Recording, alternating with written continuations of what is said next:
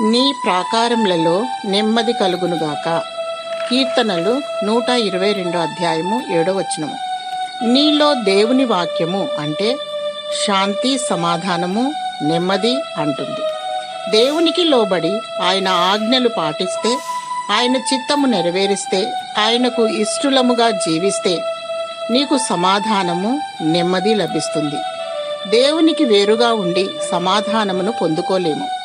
నిజముగా దేవుణ్ణి వెంబడించు వారికి కష్టాలు, సమస్యలు, ఇరుకులు, ఇబ్బందులు, ఆటంకములు, వ్యతిరేకములు ఎన్నెన్నో మరియు ఓటమి ఉంటుంది.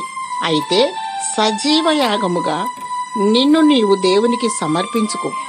ధైర్యముగా ప్రభువైన యేసుక్రీస్తు నామాన్ని ఒప్పుకొని ఆయన బలిష్టమైన హస్తము క్రింద ఉంటే ఇరుకులో విశాలతనిస్తాడు. దేవుణ్ణి స్తుతిస్తే ధైర్యాన్నిస్తాడు. వాక్యాన్ని ధ్యానిస్తే విశ్వాసం ఇస్తాడు మరియు ప్రార్థిస్తే నీకు విజయం ఇస్తాడు. మది నిండా సత్యవాక్యాన్ని నింపుకొని నిష్కల్మషమైన వస్త్రములు ధరించుకొని లోకానికి వేరై వరుడేసు కొరకు వేచి ఉండుము. దేవుడు నీకు సత్య సమాధానమును, శాశ్వతమైన జీవమును దయచేయునుగాక. ఆమేన్.